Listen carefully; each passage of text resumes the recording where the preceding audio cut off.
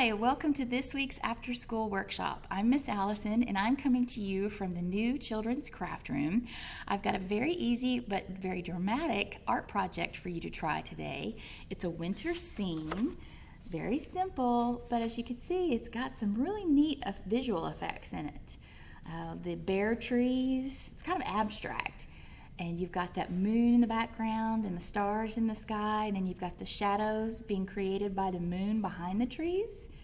Pretty, isn't it? Yeah. You're just going to need some white paper.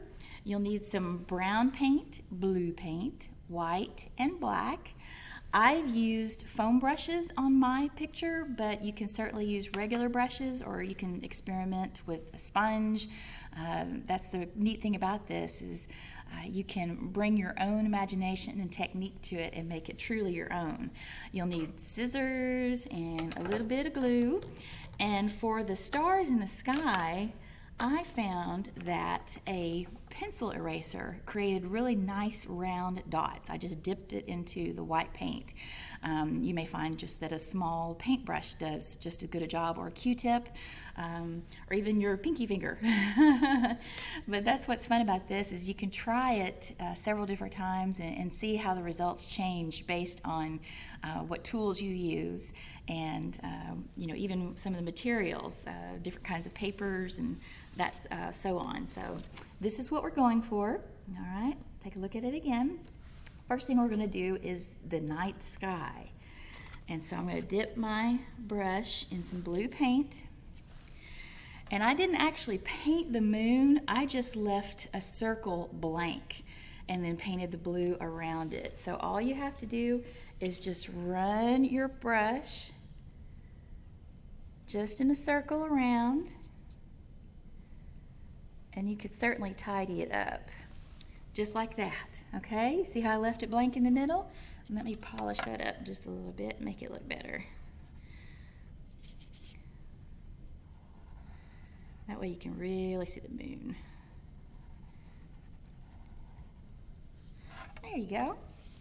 There's your moon. All right, I'm going to use some more blue paint to finish the rest of the sky.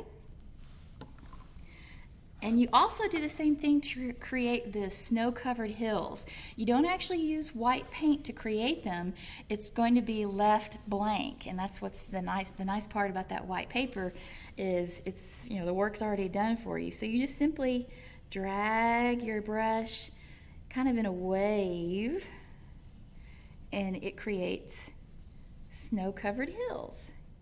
And I think the lines that the foam brush creates gives a neat effect to the sky. See how I'm doing that? Just wave it, or just brush it back and forth, create those snow-covered hills, gently rolling hills, and you're just going to cover up the rest of the sky.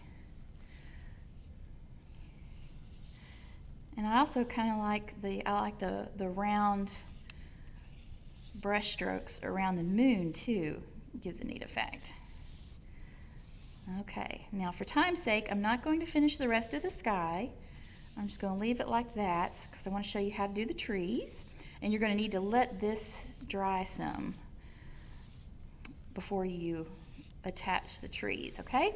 So there you go with the moon. Make it a little bit rounder. And again, I've said this before in my other videos, I really like to pick projects where it's easy to start over, or it's easy to fix. If it's not turning out quite like you like it, you can make adjustments quite easily and keep going. Okay? Now, the original project I looked at had the tree trunks on torn paper, but I tried to tear mine and it just didn't look right, so I went ahead and just cut them, and I think it actually made a really cool effect. I think it really sharpened them up and gave a neat abstract look to it. And you can add branches if you want. I just thought the tree trunks by themselves were really neat, but you can add smaller branches off to the side and really make the trees even larger. So just again, it's totally up to you and what your perspective is and your creativity and your imagination. All right, let me change papers. Now this is where the brush or the foam brush really comes in handy because it has the effect of creating the lines that you'd see on the bark of the tree. Instead of it just being a solid brown, which doesn't look really realistic. Okay, so there, we just have just a light brown background, and that'd be fine, but if you really want to make it stand out, just dip the very edge of your brush in the paint and just drag the tip down like that. You see how it's making the lines? And you can just keep running your brush, just the tip of it, until you have the bark where you want it. All right? So you just keep working with it. Yeah, there you go. I'll make another one. Okay, so give yourself a background. That's the trunk. And again, just dip the very edge of your brush in the paint and just drag it down. And it really gives a nice texture, makes it really look a little bit more like bark. All right, this is where you can tear your tree trunks if you want to give that a try, or you can use scissors and give them a straight edge. And I'm going to work with a wet paint. You really should let these dry before you cut into them, but for time's sake I'm going to go ahead and cut the tree trunks to put on my picture. And also for interest, I like to cut them at an angle. That's what I did with mine. Okay, just like that. That's a thick tree. And you just glue it to your paper. And again, it's best if you wait until the paint is really dry. Let's see, put it down here.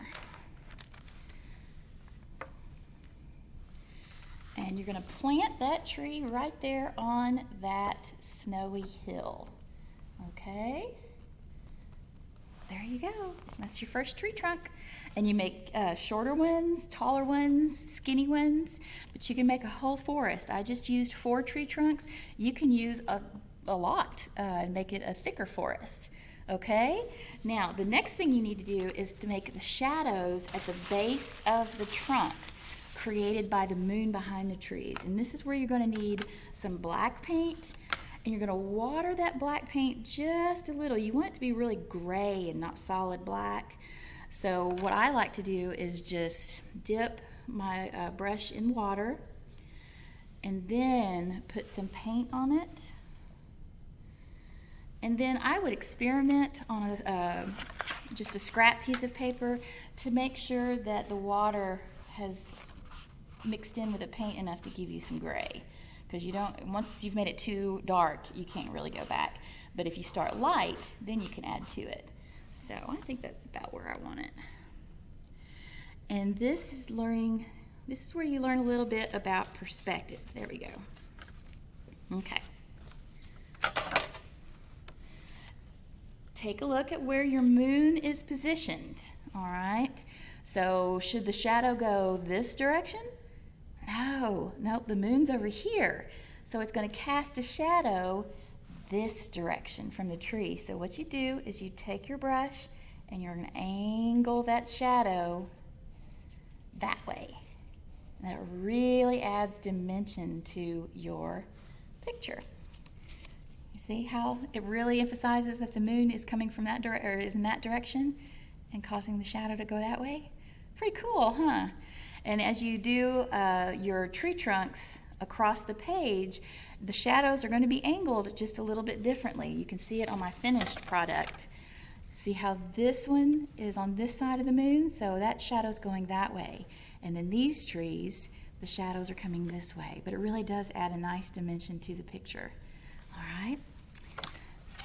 So add a little bit more to the base of the tree. And then we're going to add stars.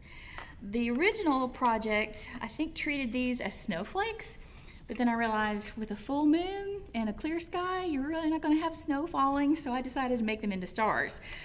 You can change it up if you want, and maybe add a few clouds around the moon and have maybe a snow flurry that's just getting started or finishing. But there's my little dot of white paint on my eraser, and I just dot it on like that, just in random places.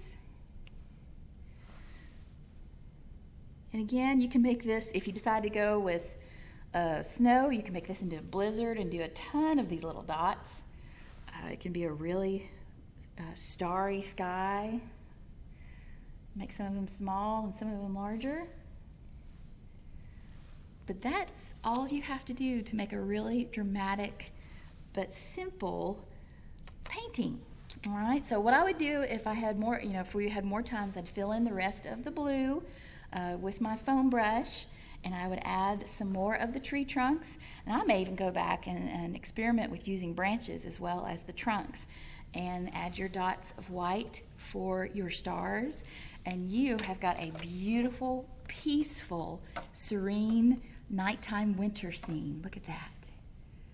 Beautiful. And please feel free to share your work. Post a photograph of it underneath this video on our Facebook page. I would love to see your masterpiece. Okay, enjoy, experiment, use your imagination, your perspective, your creativity, and see how you can create a nighttime winter scene. Thanks for joining me, and I will see you again soon. Bye.